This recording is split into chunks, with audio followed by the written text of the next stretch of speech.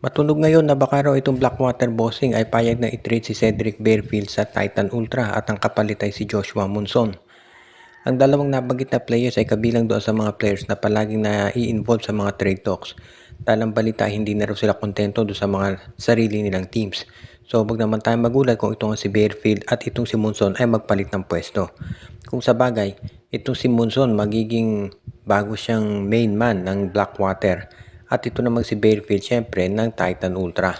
Pero asahan natin na kung sakasakaling matuloy ang nabanggit na trade, hindi magtatagal si Monson at si Barefield doon sa mga bago nilang kupunan.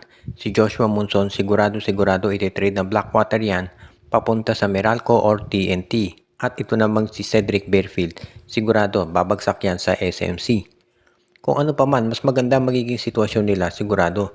Itong si Joshua Monson sa tingin ko pag napunta yan sa TNT, mas magaganda ang laro ng TNT dahil syempre yung game ni Monson bagay na bagay sa katropa lalo na at tumatanda na rin si RR Pugoy. Pwede talaga nilang maging kapalit si Joshua Monson. Samantala naman ito namang si Cedric Barefield matagal na yan na gustong makuha ng San Miguel, Hinebra pati na rin ng Magnolia Hotshots.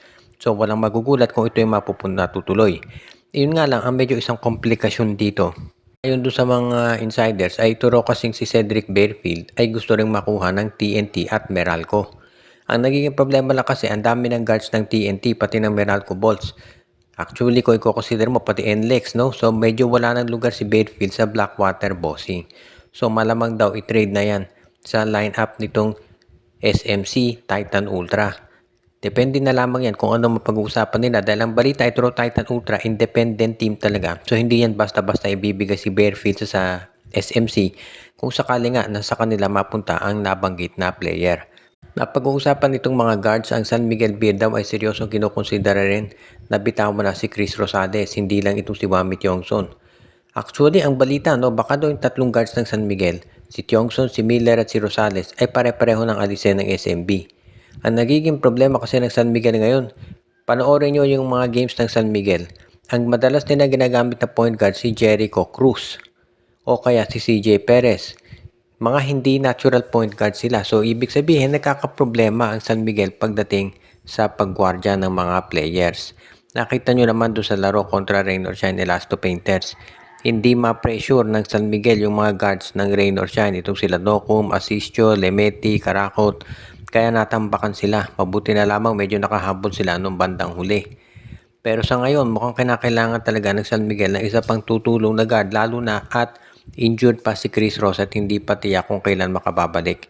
Kaya nga sa ngayon itong San Miguel Beer ay kinakailangan talagang gumawa ng hakbang para masiguro na meron na makakatulong si Chris Ross na talagang magagamit nila. Dahil ang hirap ng sitwasyon ngayon ng San Miguel na umaasa sila sa isang 40 years old na point guard para lang manguna doon sa team. So yung pag-trade kay Chris Rosales hindi na dapat yan ikagulat ng sino pa man na SMB fan dahil talaga namang yan ang malamang na mangyari. So tignan na lang natin kung ano gagawin ng San Miguel kapag nagkataon, no? At talagang itong lineup nila magiging mas okay na yung resulta kung sakali nga na magkaroon sila ng isang trade para dito kay kay Chris Rosales. Ngayon, kung sino ka-trade yan, kung si Barefield, si Tyler Tio, si Evanelli, hindi natin natitiyak. Pero ang maliwanag dito sa mga insiders ay talaga daw gagawa na ng pagbabagong San Miguel para i-upgrade yung kanilang backcourt dahil yun talaga ang kinakailangan nila ngayon para masiguro yung kanilang mga panalo. Ang Terra Firma Jeep nga ba ay nagtatank na para siguro na makukuha ng Barangay Hinebra ang number 1 draft pick. Marami ang nagugulat dito sa nagiging laro ng Terra Firma. Pagkatapos ng 3-0 start nila, ay bigla na lamang bumagsak yung kanilang laro, pati na doon sa import. Kaya marami nagsasabi na baka itong Terra Firma talaga ay nagtatank na para masiguro na Barangay Hinebra ang makakakuha ng number 1 draft pick. Lalo na at lumabas na, no, na ang lalakas ng mga posibleng players na sasali. Kabilang na itong si Michael Phillips, nakita na natin si JD Kagulangan, si Jake Figueroa, baka ito rin si DJ Fener, si Raven Gonzalez. May mga balita pa na baka yun din to mga ibang naglalaro sa Gilas sumali na sa draft. So hindi naman tayo magtataka kung ikaw talaga ang SMC gusto mo ng Terra Firma ay matalo para ang Barangay Hinebra ang makinabang dito sa darating na draft. Kaya naman hindi tayo nagtataka na ganyan yung magiging sitwasyon. Kung sa bagay, itong Terra Firma bukod dito sa balita na nagtatank daw sila, ay meron ding mga reports na lumalabas na baka naman ang susunod na mangyayari ay sila naman ay magte-trade ng mga top players nila. Wala pa ring balita tungkol dito kay Mark Nonoy at Luis Angana kung anong gagawin.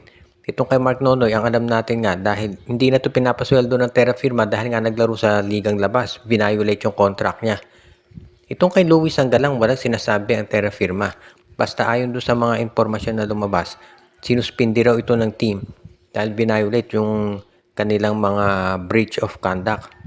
Kaya ngayon, itong Terra Firma, dahil nawala to si Sanggalang at si Mark Nonoy, iba't ibang mga players ang ginagamit.